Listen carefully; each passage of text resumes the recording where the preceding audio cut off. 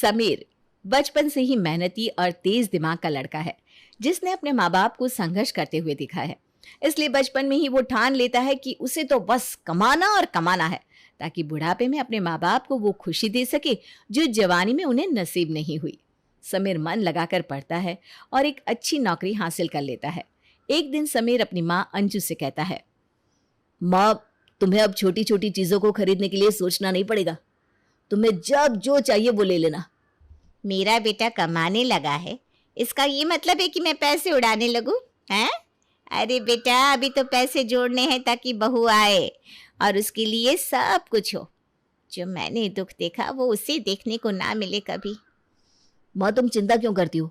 मैं बहुत मन लगाकर नौकरी करूंगा ताकि हर साल मेरी सैलरी बढ़ती जाए। तुम अपना मन नहीं मारोगी बस।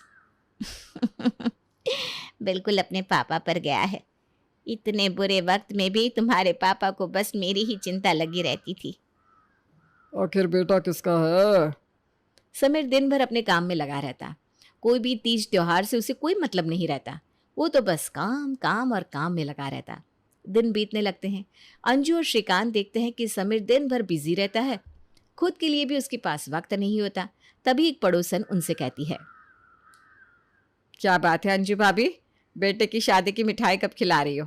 अब तो सब कुछ अच्छा हो गया है, अपना घर भी खरीद ली हो, गाड़ी घोड़े सब है। अब तो घर में बहू ले आओ। अब तो तुम्हारे घर कोई भी बाप अपनी बेटी देने में सोचेगा नहीं। लेकिन जो भी कहो, समीर हमारा है बहुत होशियार। हाँ वो तो है, तुम दोनों ठीक ही कह रही हो। अब समीर की शादी का वक्त आ गया है, लेकिन कोई अच्छी लड़की मिलना इस जमाने में सुई में धागे पिरोने के बराबर है। तुम ऐसा क्यों सोचती हो? भगवान ने सबके लिए कोई ना कोई बनाया है। हमारे समीर के लिए भी कोई लड़की होगी ही। हाँ भाई साहब, मेरी अगर बेटी होती तो मैं समीर की शादी उससे ही करवा देती। मुझे तो समीर बेटा बहुत पसंद है। श्रीकांत और अंजू उसी रात समीर से उसकी शादी की बात करते हैं। बेटा, आजकल का ज़माना थोड़ा अलग है। मैं सोच रहा था कि तेरे लिए कोई लड़की देखने से पहले तुझसे पूछ लूँ। आजकल सबकी अपनी अपनी पसंद होती है। तूने भी कोई पसंद कर रखी हो तो बता दे, तेरी शादी उसी से करवा देंगे। हम उस माँ बाप की तरह नहीं है जो अपने बच्चों की खुशियों के बीच में आए। पापा, ऐसा कुछ भी नहीं है। यहाँ मुझे सांस लेने तक की फुर्सत नहीं मिलती तो लड़की को वक्त कहाँ से दे पाऊंगा। ऐसा थोड़ी ना होता है बेटा, खुद के लिए तो तुझे वक्त निकालना ही होगा। देखिए माँ, मुझे अभी शादी के लफड़े में नहीं पड़ना, वरना मैं इन्हीं सब में फंस कर रह जाऊंगा। अभी मुझे अपने करियर पर फोकस करना है। बेटा, शादी भी ज़िंदगी का एक हिस्सा है। सही वक्त पर शादी होना भी ज़रूरी है। यह भी इतना ही ज़रूरी है जितना कमाना है। हम तेरे लिए लड़की देखते हैं। लड़की आने से तेरी ज़िंदगी में कुछ अच्छे बदलाव आएंगे। ठीक है पापा, आप दोनों को जो सही लगे। दिन बीतने लगते हैं। श्रीकांत और अंजू समीर के लिए अच्छी लड़की की तलाश करने लगते हैं। तभी पलक के पिता अनुपम को इस बात की खबर लगती है और वो समीर का नाम सुनकर श्रीकांत के घर पलक का रिश्ता लेकर पहुंच जाते हैं। समीर का नाम मैंने बहुत सुना है। बहुत छोटी सी उम्र में उसने बहुत कुछ हासिल कर लिया है। मेरी बेटी भी होनहार है, मैं उसका रिश्ता लेकर आया हूँ। ये तो बहुत अच्छी बात है। एक काम कीजिए, पलक की तस्वीर हमें दे दीजिए और बायोडेटा भी। हम घर में बात करके एक बार डिस्कस कर लेते हैं, फिर आपको बताएंगे। मेरी उम्मीद मत तोड़िएगा, जहाँ तक हो हाँ ही रखिएगा। श्रीकांत और अंजू को लड़की तस्वीर से ही पसंद आ जाती है और अंजू पलक की तस्वीर समीर के तकिए के नीचे रख देती है। समीर रात को पलक की तस्वीर देखता है और वो उसे एक नज़र में ही पसंद आ जाती है। अंजू और श्रीकांत समीर के दरवाजे के बाहर खड़े सब कुछ देख रहे थे। बेटे को मुस्कुराता देख श्रीकांत कहता है, मुंह मीठा करवाओ श्रीकांत की माँ, बेटे को लड़की भा गई है। अगले दिन श्रीकांत और अंजू अनुपम के घर जाते हैं और पलक को सामने देखकर श्रीकांत और अंजू दोनों का रिश्ता तय कर देते हैं। पलक शादी के लिए हाँ तो बोल देती है, लेकिन उसे समीर जरा भी पसंद नहीं आता। फिर वो मन ही मन सोचती है, शादी कर लेती हूँ, पैसे वाला लड़का कहाँ मिलेगा, पैसे इसके खर्च करूंगी और चक्कर किसी और के साथ रखूंगी। पलक और समीर की शादी हो जाती है। पलक समीर के घर आ जाती है। उधर अनुपम बेटी की शादी करके निश्चिंत हो जाता है और यहाँ पलक के दिमाग में तो कुछ और ही पक रहा था। श्रीकांत और अंजू बहू के आने से खुश हो जाते हैं। अंजू पलक से कहती है, बहू, तेरे घर में आने से हमारा घर पूरा हो गया है। अब तो इस घर को अपना कर मेरे बेटे को कृतज्ञ कर। जी मम्मी जी। अंजू पलक को अपनी बहू नहीं बेटी की तरह रखती है, उस पर कोई जिम्मेदारी नहीं डालती। समीर को पलक से पहली ही नज़र में प्यार हो जाता है। शादी के अगले दिन पलक को उठने में देरी हो जाती है तो समीर उठकर अपना काम करने लगता है। जब 10 बज जाते हैं तो समीर अंजू के बालों में हाथ डालकर उसे उठाते हुए कहता है, जानू अभी और सोना है क्या? कितने बज रहे? 10। 10? हे भगवान, मैं कितनी देर से सोई रही, पहले क्यों नहीं उठाया मुझे? कैसे उठा था? फिर मुझे इतना खूबसूरत नज़ारा देखने को कैसे मिलता? पलक झट से बेड से उठकर नहाकर अंजू और श्रीकांत के पैर छूती है और धीरे से कहती है, मम्मी जी बहुत देर कर दी मैंने, लेकिन मैं अभी फटाफट नाश्ता बना देती हूँ। अरे नहीं नहीं बहू, कोई बात नहीं, नाश्ता मैंने बना लिया है। तू और समीर बस नाश्ता कर लो। हाँ ठीक है मम्मी जी। पलक अपना और समीर का नाश्ता लेकर कमरे में चली जाती है और साथ में दोनों खाते हैं। तभी खाते खाते समीर कहता है, देखो मेरे पास ना ज़्यादा वक्त नहीं होता पलक, लेकिन मैं तुमसे वादा करता हूँ जिंदगी की कोई भी कमी मैं तुम्हें नहीं होने दूंगा। मुझे पता है, आप उसकी चिंता मत करो, आप बस अपने काम पर ध्यान दो। मैंने अभी ऑफिस से 10 दिन की छुट्टी ले रखी है, तुम पैकिंग कर लो, हम लोग लक्षद्वीप जा रहे हैं। पलक खुशी से बेड पर उछलती हुए कहती है, वाह मजा ही आ जाएगा तब तो। मुझे ना कुछ शॉपिंग करनी होगी, लेकिन मैंने शादी में कुछ वेस्टर्न लिया ही नहीं। तो इंतजार किसका है, चलो चलते हैं शॉपिंग कर लेते हैं। पलक को एक रानी की तरह ट्रीटमेंट मिलती है समीर के घर में। कोई भी उसे किसी भी चीज़ के लिए मना या रोक टोक नहीं करता। पलक और समीर को एक साथ बाजार जाते देख अंजू भी खुश होती है। अपनी बेटी का घर बस जाए और क्या चाहिए हमें। समीर दिन भर काम में डूबा रहता है और उसके चेहरे पर 12 बजे रहते हैं। पलक के आने से कम उसके चेहरे पर रौनक तो लौट आई। सही कहा समीर की माँ। शॉपिंग करके दोनों घर आते हैं, फिर रात की फ्लाइट से घूमने निकल जाते हैं। 10 दिन पलक बहुत एंजॉय करती है। पलक को बस घूमने फिरने और लुटाने से मतलब है। लेकिन समीर भावनाओं से पलक से जुड़ जाता है। पलक तुम्हें किसी चीज़ की ज़रूरत हो तो बोलना, मैंने कभी किसी लड़के को घुमाया फिराया नहीं है तो मुझे उतना आइडिया नहीं है, तुम खुद ही बोल देना, नहीं तो ये लो मेरा क्रेडिट कार्ड, जो भी चाहिए तुम इससे ले लेना। वैसे तुम्हारे सारे पैसों पर मेरा ही हक बनता है जनाब। हाँ बिल्कुल। घूम फिर कर दोनों वापस घर आते हैं। समीर फिर से अपने काम में लग जाता है। पलक को तो घूमने फिरने की आदत होती है। एक हफ्ते बाद पलक समीर से कहती है, समीर मुझे मूवी जाना है, तुम घर जल्दी आ जाओ। जानू अभी तो मेरी बहुत इंपॉर्टेंट मीटिंग है, मैं तुम्हारे साथ नहीं जा पाऊंगा, तुम अकेली चली जाओ या फिर अपनी किसी सहेली के साथ चली जाओ। ऐसा नहीं होता है, अभी इस वक्त तो सब अपने पतियों के साथ रहेंगे, वो थोड़ी ना मेरे साथ जाएंगे। मुझे कुछ नहीं पता, तुम आ रहे हो बस। जानू बात को समझो, मैं नहीं आ सकता, मैं एक काम करता हूँ, अपने एक एम्प्लॉय को तुम्हारे साथ भेज देता हूँ, तुम उसके साथ चले जाओ।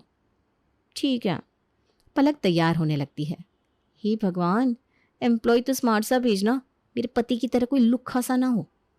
उधर समीर अपने एक एम्प्लॉय विवेक से कहता है, विवेक ये ले मेरे कार की चाबी और अपनी भाभी को लेकर जा मूवी। जी सर। विवेक डरता डरता पलक को उसके घर से पिक करता है। भाभी आप पीछे बैठ जाओ, मैंने मूवी की टिकट ले ली है। पलक गंदी नजरों से पहले तो ऊपर से नीचे तक विवेक को घूरती है, फिर कहती है, पहली बात तो मुझे भाभी मत कहो, और दूसरी बात मैं आगे ही बैठूंगी, मुझे बैक सीट नहीं पसंद। ठीक है मैडम। विवेक डरा सा खुद को अपने में समेट लेता है।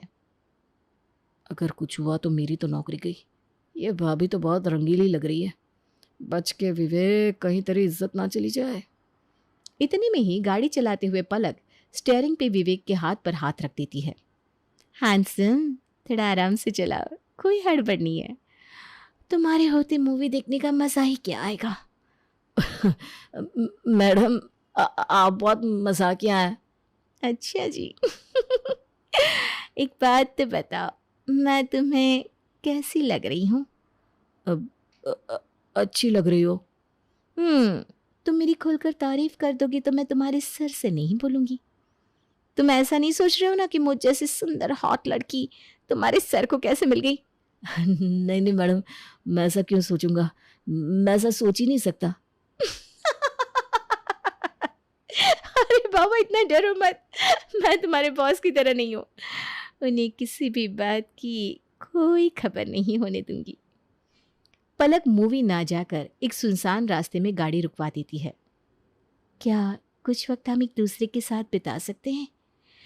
तुम्हारे बॉस के पास तो मेरे लिए टाइम ही नहीं होता। पलक अपना दुख विवेक को सुनाती है और फिर विवेक भी पलक की बातों से बहक जाता है और दोनों के बीच बहुत कुछ ऐसा हो जाता है जो नहीं होना चाहिए था। पलक तुम तो बहुत हॉट हो, मेरे बॉस तो तुम्हारे सामने कुछ भी नहीं है। दोनों एक दूसरे के साथ अच्छा खासा वक्त बिताते हैं। उसके बाद विवेक पलक को उसके घर छोड़ने जाता है जहां पहले से ही समीर था। समीर को देखकर विवेक के तोते उड़ जाते हैं, लेकिन पलक उसका हाथ पीछे से दबाते हुए कहती है, घबराओ मत, नहीं तो इससे शक हो जाएगा। तुम चिल करो, मैं हूं ना। अरे विवेक, बहुत देर हो गई। तभी पलक समीर के कंधे पे हाथ रखकर कहती है, ओ जानू कितना ट्रैफिक है, मैं तो ट्रैफिक से बहुत थक गई हूँ, चलो ना कमरे में चलते हैं। हाँ चलते हैं, विवेक कल मिलते हैं। विवेक वहां से चला जाता है। अगले दिन पलक फिर शाम को समीर को कॉल करके कहती है, समीर मुझे मार्केट जाना है।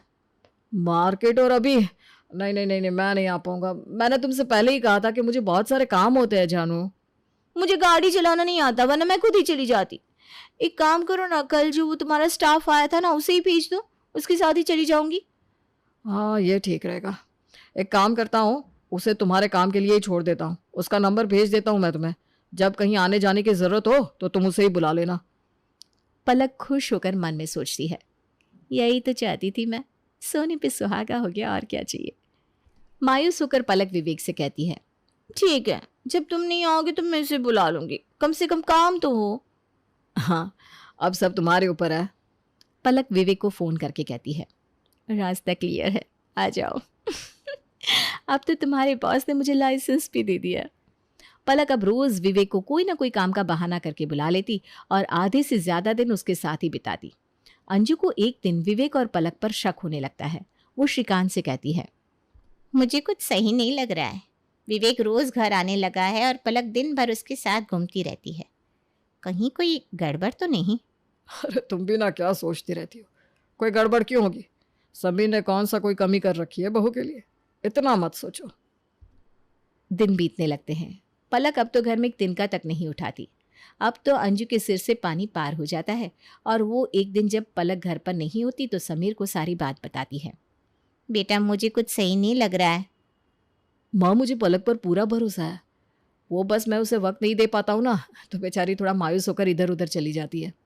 बेटा तू समझ नहीं रहा है, बात यहाँ कुछ और है। वो विवेक के साथ कुछ अलग तरह से बात करती है, जैसे वो उसका बॉयफ्रेंड हो। मैंने खुद अपनी आंखों से देखा है।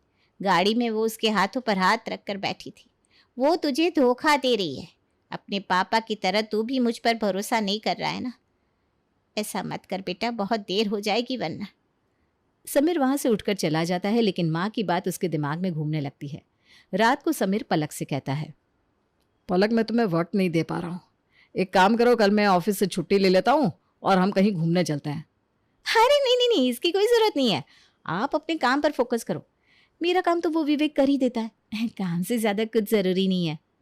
थैंक यू पलक, तुम समझती हो इन सबको। पलक रात को समीर को सुलाकर हॉल में आकर विवेक से बातें करने लगती है और अंजू सुन लेती है। विवेक क्या बताओ, वो समीर ना एकदम गधा सा है। कुछ समझ में ही नहीं आता उसे कि हम दोनों उसे बेवकूफ़ बना रहे हैं। बॉस को कम मत समझो, वो बहुत तेज है। बस उनकी नज़र अभी तक तुम पर पड़ी नहीं है। अरे कुछ नहीं बिगाड़ सकते तुम्हारे बॉस मेरा।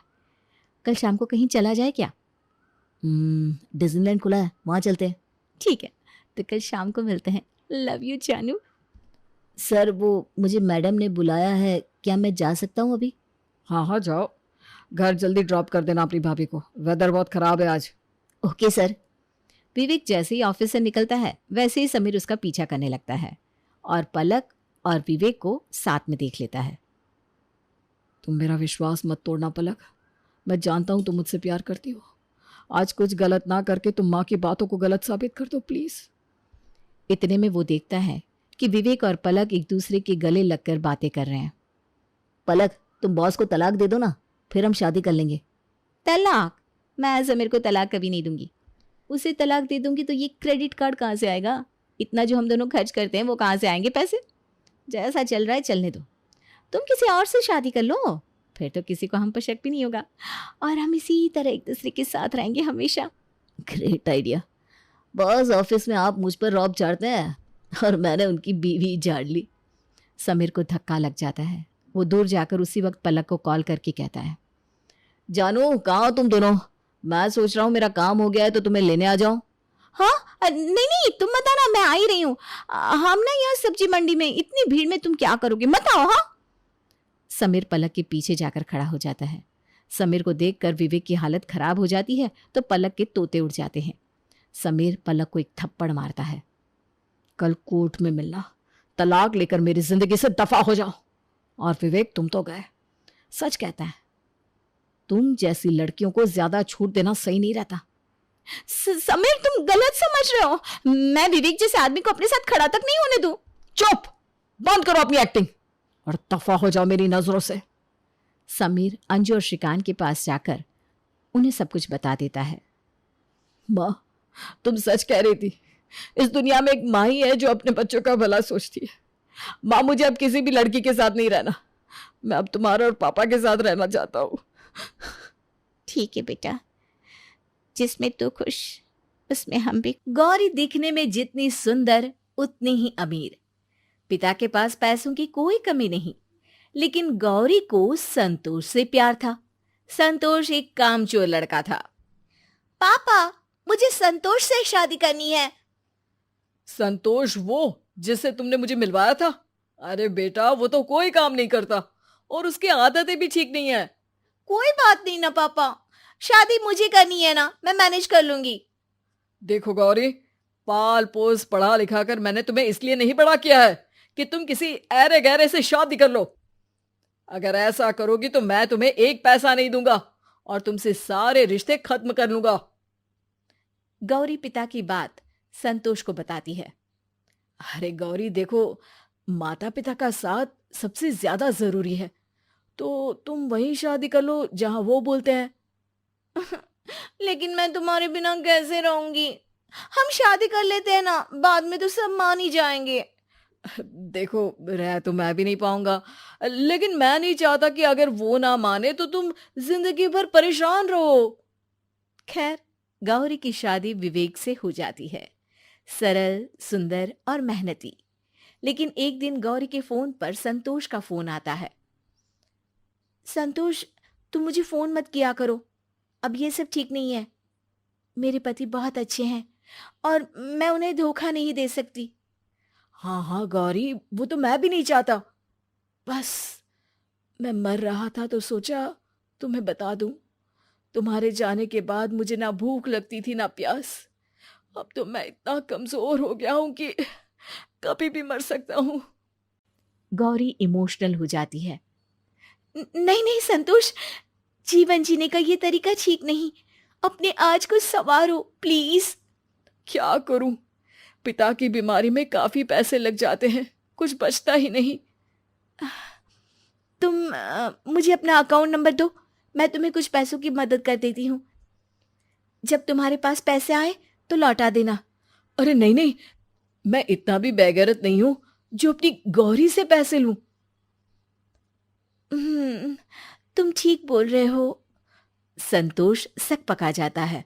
अरे नहीं नहीं, मतलब तुम इतना जिद कर रही हो तो दे दो, लेकिन हाँ, अकाउंट में नहीं, कैश लेकर तुम खुद आओगी मुझे देने पैसे। मैं अपनी गौरी को देखना चाहता हूं। अब क्या था, बेचारी गौरी पति के नेक होने के बावजूद भी संतोष की चालाकी भरी बातों में फंसती चली जाती है। गौरी, ये हार कितना सुंदर है। वैसे कितने गहने हैं तुम्हारे पास गौरी? बहुत। पापा की इकलौती थी तो नए गहनों के साथ दादी और माँ का खानदानी सारा गहना मुझे ही मिला। फिर पति भी ज्वेलर्स है तो यहाँ से भी अच्छा खासा करोड़ों के गहने हैं मेरे पास। अच्छा, लेकिन रहते तो सारे पति के पास ही है ना? अरे नहीं नहीं, क्यों भला? पर हाँ, पुराने सारे तुड़वा कर मैंने इनको ही दिए हैं नए डिजाइन के बनवाने के लिए। आज तो आ भी जाएंगे। अच्छा छोड़ो ना, कल मिलता हूँ। आज जरा पापा को लेकर अस्पताल जाना है। अच्छा सुनो, कुछ पैसे हो तो आते ही लौटा दूंगा मैं। नहीं, कैश तो बस ये 20-30 हजार ही है। दे दो, फिलहाल इतने से ही काम चला लूंगा। गौरी घर आती है जहां पति खाने पर उसका इंतजार करता है। अरे आप सोए नहीं और खाना? खाना कभी खाया है तुम्हारे बिना जो आज खा लूंगा? चलो जल्दी से चेंज करके आ जाओ, खाना साथ में खाते हैं। मैं तो खाकर आई हूं, आप खा लीजिए। ये बोलकर वो कमरे में चली जाती है। अब गौरी और संतोष का मिलना जुलना बढ़ जाता है। वहीं संतोष की माँ उस पर शादी का दबाव बनाती है। अरे संतोष, कोई नौकरी कर ले तो कम से कम मैं किसी लड़की के घर वालों से बात करने लायक तो बनूं। अरे माँ, सोने का अंडा देने वाली मुर्गी हाथ लगी है, तो मैं क्यों नौकरी करके अपनी जिंदगी के सुनहरे पल खराब करूं? हैं? सोने का अंडा? अरे वैसे बेटा, मैं पूछने ही वाली थी कि इतने पैसे तू ला कहां से रहा है। अरे माँ, ये तो छोटी मोटी चाल है। अभी तो मैं वो गेम खेलूंगा कि करोड़ों का माल एक ही बार में झोली में। माँ को संतोष की बात समझ में नहीं आती है और वो वहां से चली जाती हैं। अरे शादी हो गई है तो क्या होता है, छोड़कर आ जाओ पति को। गौरी कुछ सोचती है। नहीं नहीं, पापा की बदनामी होगी और फिर सवाल तो वही है ना कि कैसे तुम घर चलाओगे। कल को बच्चे होते हैं तो उनकी भी तो जिम्मेदारी होगी। हाँ, बोल तो तुम सही रही हो। मैं ना एक बिजनेस करना चाहता हूँ, लेकिन उसमें बहुत पैसा लगेगा। पर हाँ, एक बार बिजनेस सेट हो गया तो ये जो गहने मिले हैं ना तुम्हें ससुराल और मायके से, इसके भी 3 गुना गहने मैं तुम्हारे लिए अकेले ले आऊंगा। गौरी कुछ सोचती है। संतोष, अब तो मैं भी तुम्हारे बिना नहीं रह सकती, पति के साथ भी नहीं रह सकती, क्योंकि मैं प्यार तो तुमसे ही करती हूँ। तुम्हारा बिजनेस चल पड़ेगा तो पापा को भी मना लूंगी। हाँ, लेकिन बिजनेस में लगने वाला पैसा कहाँ से आएगा गौरी? देखो संतोष, ये हो सकता है कि मैं सारे गहने लेकर तुम्हें दे दूं, फिर बिजनेस सेट हो जाए तो वो सारे गहने तुम मुझे वापस कर देना और मैं उन लोगों को वापस लौटा दूंगी और फिर मैं तुम्हारे पास आ जाऊंगी, हमेशा हमेशा के लिए। संतोष को तो जैसे मन मांगी मुराद मिल गई हो। ठीक है गौरी, जैसा तुम सही समझो, लेकिन देखो ये काम ना कल ही कर देना। मैं नहीं चाहता कि मैं तुमसे और दूर रहूं। प्लान के मुताबिक गौरी चोरी से सारे गहने संतोष को दे देती है। गौरी, मैं 2 महीने में काम सेट करके वापस आ जाऊंगा। गहने छुड़वाकर तुम उन लोगों को दे देना, फिर हम दोनों साथ रहेंगे। गौरी भी खुश हो जाती है। लेकिन 2, 3, 4, 5 महीनों के बाद 7-8 महीने भी बीत जाते हैं, लेकिन संतोष तो वापस नहीं आता। गौरी समय के साथ परेशान सी रहने लगती है। वो ना तो कुछ खाती है और ना ही कुछ पीती है। गौरी, मैं भी अब तुम्हारे साथ भूख हड़ताल में रहूंगा। मैं तुम्हें यूं मरता नहीं देख सकता गौरी। पति गौरी को अपने हाथ से खाना खिलाने की कोशिश करता है, लेकिन उसके प्यार को देखकर गौरी फूट फूट कर रोने लगती है।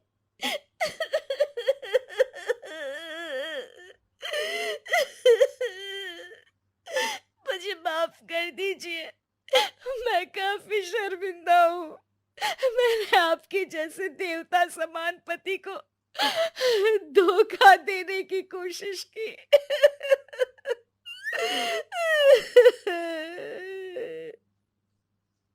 गौरी, मैं सब जानता हूं, तुम्हें रोने की कोई जरूरत नहीं है।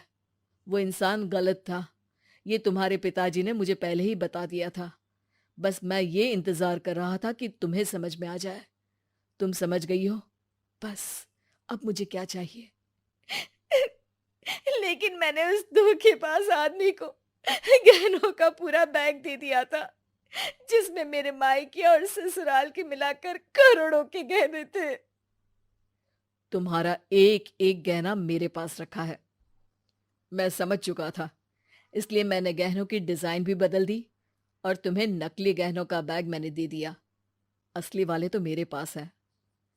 और वो असली गहनों का बैग गौरी को दे देता है। गौरी खुश होकर पति के गले लग जाती है। अच्छा हुआ कि वो नहीं आया, वरना पता नहीं मैं कैसे आपके जैसे पति को दोबारा पाती। अरे मेरी बीवी, ऐसे थोड़े ही जाने देता मैं आपको।